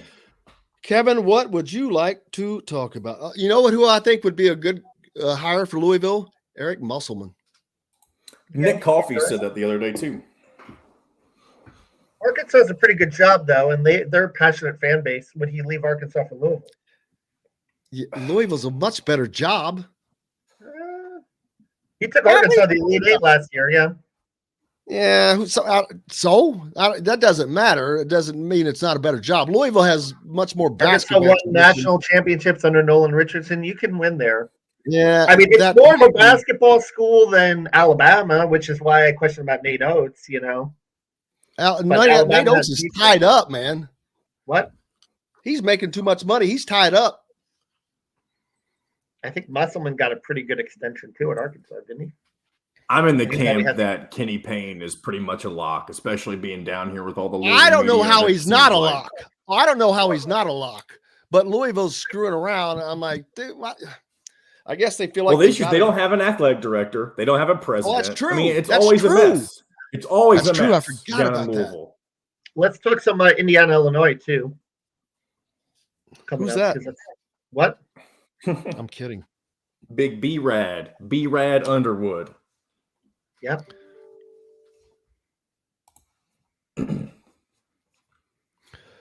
Indiana's a chance for 5 quad 1 wins in their last 9 games.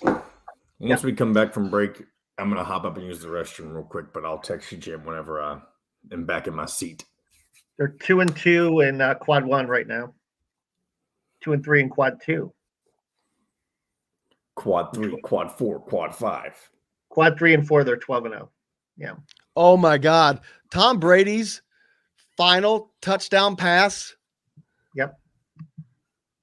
Was to Mike Evans. Yep. He threw it in the stands.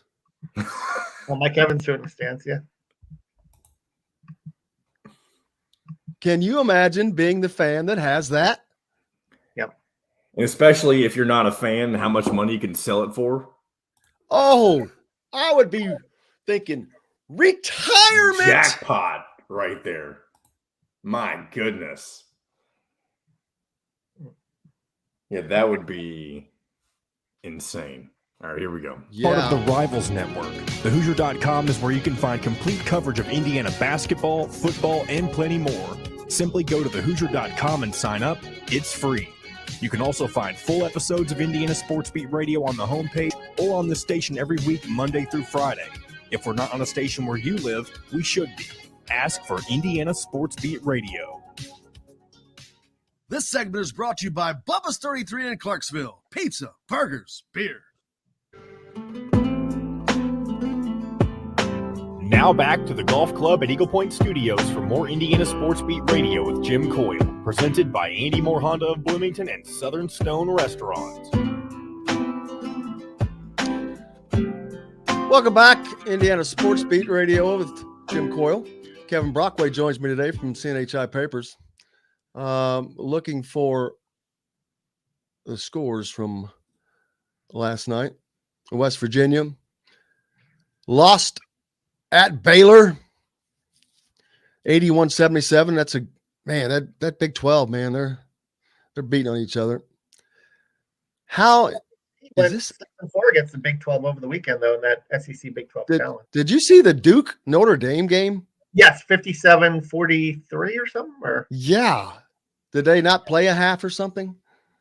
I think Notre Dame only scored 14 points in the first half of that game. Now, Notre Dame had been gaining some momentum in the ACC, and that boded well for Indiana in terms of, it being a quality win. But now, Notre Dame takes a little step back. But I think they're 14-7. They still have a shot to make the NCAA tournament, though. You mentioned this much earlier in the show, but Penn State gets Iowa at home. Penn State 9-9 overall, 4-6 in the league. Wins over Indiana and Iowa now. Iowa at 14-7. You know, they're a team they're trying to make the tournament. That's another game you look back on. Iowa.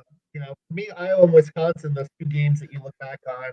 And what I wrote about in the Maryland game was, I think, a step forward for IU was coming out with that mentality on the road where you had the halftime lead and you held it and you played with an edge coming out to start the second half, which they didn't do in either of those games. Obviously, the Wisconsin game and the Iowa game where they didn't protect the lead.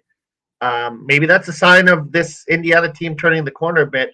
You know, we're going to Illinois, and here's something interesting, Jim. Last two games, we have not seen Michael Durr, and we're wondering, you know, lots of questions. Was it a coach's decision, or is there something going on there, or what? He was after the first game. He was asked about it, and he just said coach's decision. Did not explain that. So, yeah, we'll see. Well, but here's the thing: you've got Kofi Coburn coming to town this weekend with Illinois, and will he be available for that game, or will he be used in that game? You would think if you were going to use Michael Durr in a game other than Purdue, you would use him to match up with Kofi Coburn for some minutes.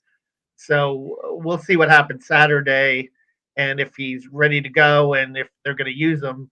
Because in that game, I think you're going to need him to match up with, you know, the big Kofi, the big 7-foot, 280-pounder. The Sparty travels to College Park tonight, Maryland. Smarting from the loss to Indiana. Do they get on track and get an upset win over Michigan State? Would help Indiana, among other. That would help Indiana. You know, yeah, and I was at the game over the weekend. I went down there.